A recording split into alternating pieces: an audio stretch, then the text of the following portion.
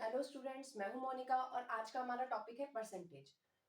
जो कल का वीडियो था उसमें हमने रेशियो पढ़ा था, राइट? रेशियो के बारे में पढ़ा था और रेशियो के केस हमने देखे थे। आज हम पढ़ रहे हैं परसेंटेज। ओके, तो सबसे पहले समझते हैं परसेंटेज का मीनिंग क्या होता है। यहाँ पे मैं वर्ड लिख रही हूँ परसेंट। ओके, सो यहाँ पे परसेंट का मीनिंग क्या है? परसेंट। पर का मीनिंग यहाँ पे क्या है? हर एक। परसेंट का मीनिंग, पर का मीनिंग क्या है यहाँ पर? हर एक। और सेंट मतलब पार्ट ऑफ 100।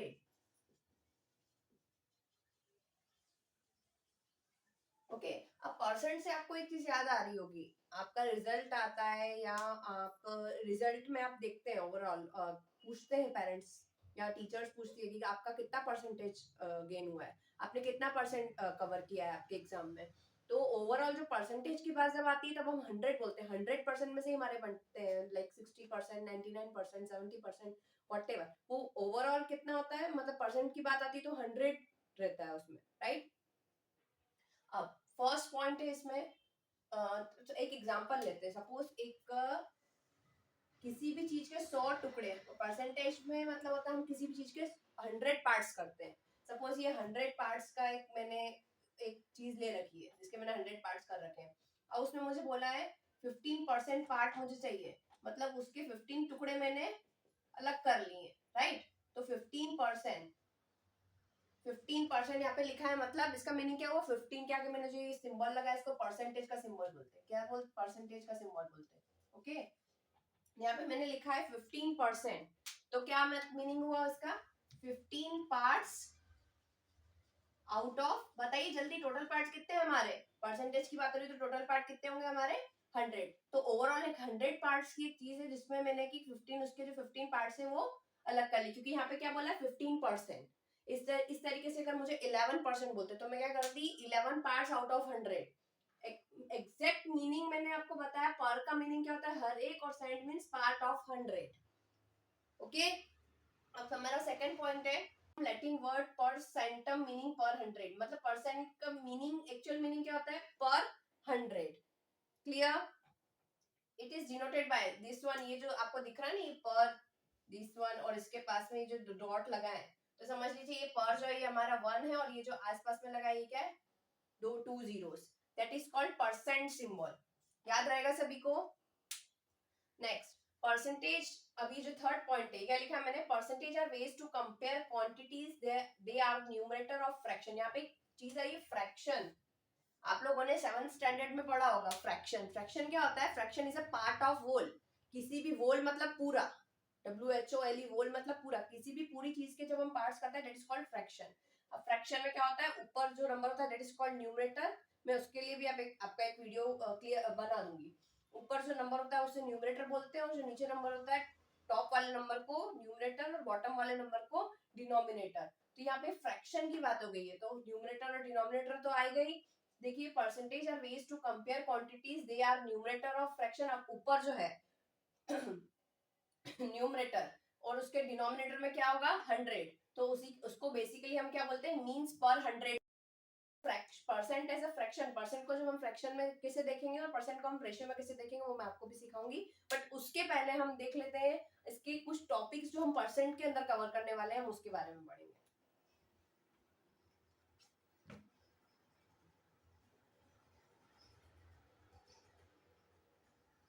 आई होप अब आपको विजिबल हो गई। ये कुछ टॉपिक्स है जो हम परसेंटेज के अंदर कवर करने वाले हैं। हम क्या क्या सीखेंगे परसेंटेज के अंदर? Conversion of a percent into fraction.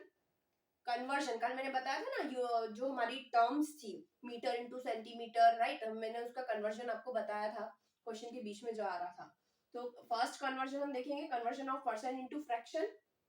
Percent में अगर हमें दिया हुआ है कोई भी नंबर, उसको हमको फ्रैक्शन में लेके आना है, लाइक न्यूमरेटर एंड डिनोमिनेटर के फॉर्म में, तो हम कैसे लेके आएंगे वो सीखेंगे। उसके बाद conversion of fraction into percent. Fraction से, फ्रैक्शन में दिया हुआ है और उसको हम परसेंटेज में कैसे चेंज करेंगे वो भी मैं आपको बताऊंगी। इसकी कुछ स्टेप्स होंगी और कुछ ट्रिक्स होंगी, वो मैं आपको सिखाऊंगी, तो उससे क्वेश्चन आप इजीली कन्वर्ट कर पाएंगे। Third, conversion of ratio into a percent. अब रेशियो, रेशियो जो देखा सीखा था ना हमने कल, रेशियो का परसेंट में कन्वर्ट होना। वाइस वर्सा, मतलब वाइस वर्सा मीनिंग पता है आपको? मतलब रेशियो का परसेंट में और परसेंट का रेशियो में, दोनों का एक दूसरे में हम देखेंगे। तो देखिए, रेशियो एंड परसेंट, रेशियो का परसेंट में कन्वर्जन और परसेंट का रेशियो में conversion. Okay, then conversion of percent into decimal, percent की बात हो रही तो परसेंट का ही सब में कन्वर्जन सीखेंगे हम, conversion of percent into decimal और decimal into percent, vice versa हो गया ये भी। और finding a percentage of given number, कोई भी हमको नंबर गिवन होगा क्वेश्चन में, उसका हम परसेंटेज कैसे फाइंड करेंगे वो भी मैं आपको बता दूंगी। तो ये तो हम देखेंगे, ये तो बेसिक कन्वर्जन सीखेंगे। उसके बाद इसकी कुछ वर्ड प्रॉब्लम्स है आपकी एनसीईआरटी बुक में, तो वो भी हम सीखेंगे आगे। उसके भी कुछ मैं आपको ट्रिक्स के अकॉर्डिंग बता दूंगी, और क्वेश्चन हम मैं एक एक क्वेश्चन ही पोस्ट करूंगी, आप देख लीजिएगा। आई थिंक आपको ये वाली जो पॉइंट्स है वो क्लियर हो गए होंगे कि परसेंट मतलब पर मतलब हर एक, और सेंट का मीनिंग होता है पार्ट ऑफ 100। ये तो जस्ट जो उसका वर्ड है उसका मीनिंग मैंने बताया। उसके बाद मैंने आपको ये पॉइंट्स जिसका वैल्यू अपॉन में टोटल वैल्यू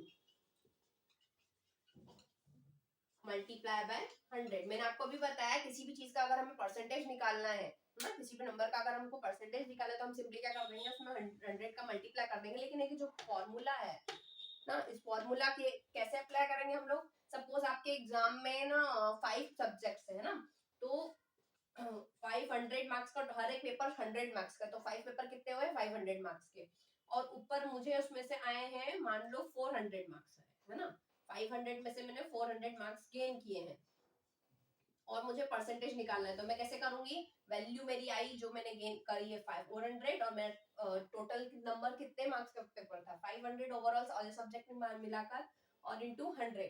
तो कैसे निकालेंगे, मैंने आपको कल की वीडियो में बताया था, जब भी हमें लास्ट में जीरो रहता है वंस प्लेस पर और हम फ्रैक्शन में देख रहे हैं उसको, तो लास्ट जीरो से जीरो कैंसिल, वहां से वहां पे भी कैंसिल हो जाता है। अगर आपने फ्रैक्शन पढ़ा हो और सॉल्व किया हो तो वहां पर इस तरीके के क्वेश्चन मिलते हैं। तो ये 2 जीरो से 2 जीरो ऊपर नीचे कैंसिल हो गए। ध्यान रखिएगा कभी भी ऊपर मल्टीप्लाई में ऐसा कैंसिलेशन नहीं होता है, हमेशा हम ऊपर नीचे डिवाइड करते टाइम ही उसको कर सकते हैं। ओके, तो यहाँ पे क्या बचा, हमने जीरो से जीरो कैंसिल कर दिया, तो 4 अपॉन में 5, जीरो से जीरो थे दोनों कैंसिल हो गए, और मल्टीप्लाई बाय 100।